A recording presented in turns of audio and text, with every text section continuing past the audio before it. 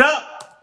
Emmy's roommate Lucy is a slovenly, food-stealing, clothing-destroying waste of carbon. Emmy dealt with it by keeping her space clean and ignoring her areas, storing her food at work, and installing a lock on her bedroom door so she couldn't borrow her outfits. All of that made Lucy a bad roommate. But she had her workarounds, and she had the one saving grace of being quiet at night. So, Emmy put up with it. She put up with it until she broke their cardinal roommate rule. No one gets a key to the apartment without both roommates agreeing. The rule was sacred. Emmy couldn't even give a key to her boyfriend for more than a year. And unbeknownst to her, Lucy had met a guy online who lived several hours away, and within 2 weeks of meeting him, she invites him to meet in real life and stay over for 2 weeks? Wow. 2 weeks? No. I need at least 2 months to 2 years before I meet you. a weekend.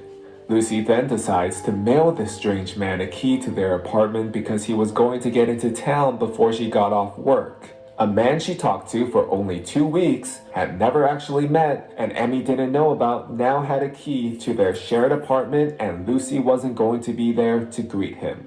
But Emmy was. She started doing her laundry while wearing only a robe as she was getting ready to shower right after. Suddenly, she hears the lock snick. Emmy turns around and sees the door swing open to reveal a thin-looking guy in a trench coat who just stood there silently, while Emmy froze like a rabbit. Emmy screamed and chucked the laundry detergent at his head before scrambling into her bedroom and locking the door. He yelled that it's okay. I'm Lucy's boyfriend, he said. I don't care who you are, Emmy screamed. Get out of here or I'm calling the cops and my boyfriend. The random strange man in the trench coat leaves and, to his credit, even locks the door behind him. Emmy calls Lucy and asks her if he's her boyfriend and if she gave him a key. She said he was, and she did. She then gushes about how they met. But Emmy got more and more irritated the longer she went on. Emmy calls her boyfriend, and he comes over, helping her pack up the essentials so she can move in with him that day. There were no apologies or even excuses from Lucy when Emmy came back to the house to grab the rest of her stuff the following week. She yells at Emmy that it's her fault that she overreacted and said, "You're lucky my boyfriend didn't press charges for the mild concussion her laundry detergent gave him." Now, Emmy is slow to show her true anger, but this was the last straw, and Lucy needs to pay. So the 2-year lease is in her name only because Lucy's credit is so bad that nowhere in the good part of town would take her. She had been living with her parents over an hour away from her job for months before they started rooming together. Hindsight tells Emmy this is because no one else would room with her prior, so there's nothing legally preventing Emmy from subletting the apartment for the remaining 14 months on the lease. She could also evict Lucy, but that wouldn't be nearly as fun as what Emmy decided to do instead. She posted a roommate ad on Craigslist and made it quite... Craigslist? That's just as bad as killing somebody. Jesus.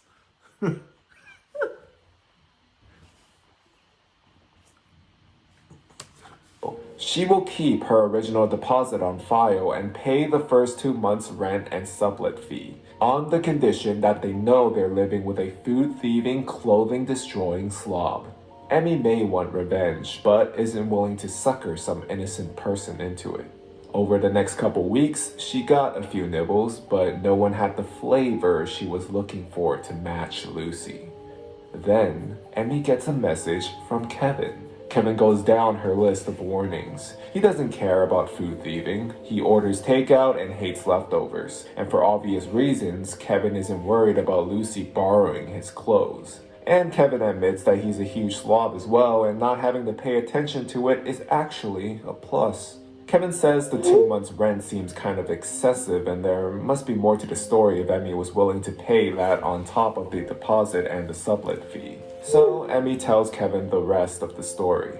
He tells her he'll take the deal, but she should know something about him. Kevin says he is very happily active in the singles scene, not looking to settle down, but very much looking to continue bringing home a revolving door of F-buddies. Sometimes they'll stay for a couple days or a week at a time, so it's good to know the key rule isn't really that big of a deal. Emmy tells him it sounds like he and Lucy will be a good roommate match. Kevin fills out the paperwork, the leasing office does his credit/background check and gives it the green light. And finally, Emmy then mails Kevin her key. Kevin moves in. Emmy gets a frantic call from Lucy about a strange man showing up saying he lives there with her now. She told her that's right, he does, and explains the subletting process. Lucy starts raging at her, but Emmy hangs up and mutes her calls. Oh shit. Over the next few days, she gets a lot of voicemails, some raging, some whining, some begging. Lucy has been forced to clean and take out the trash like a slave or something because Kevin doesn't bother. Lucy can't move out because she can't get a lease anywhere else and her parents won't let her move back home. Lucy has to keep paying her half of the rent because Kevin told her if she stopped, he would change the locks and move all her stuff out. And after a few weeks of radio silence, Lucy calls again and Emmy decides to pick up. She tells her she's so happy to get a hold of her. Kevin is now bringing men home every couple nights and sometimes they don't leave for days and days. Emmy hears her out and calmly responds, "Yeah, having a roommate who hands out keys without your consent to guys you don't know is a bit, isn't it?"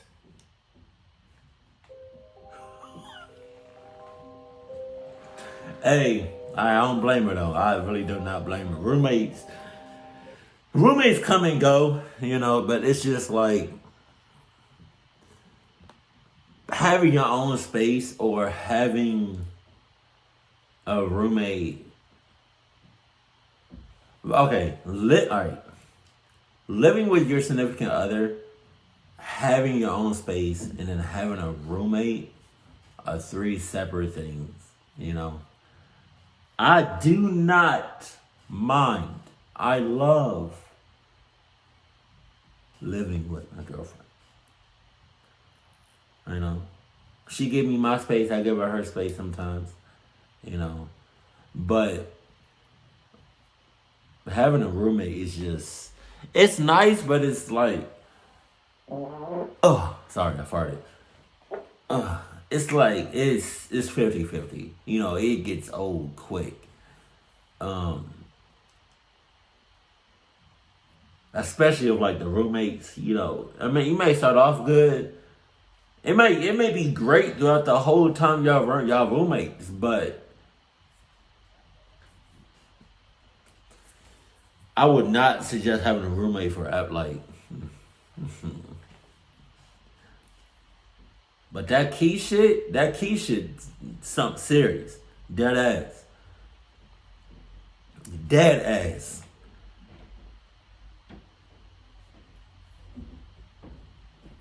Yeah, that key shit is for real. So,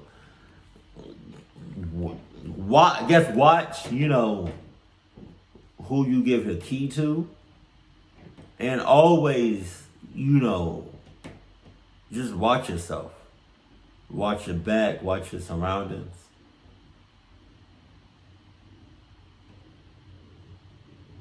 Cause they're like, you be dead asleep, knocked the hell out.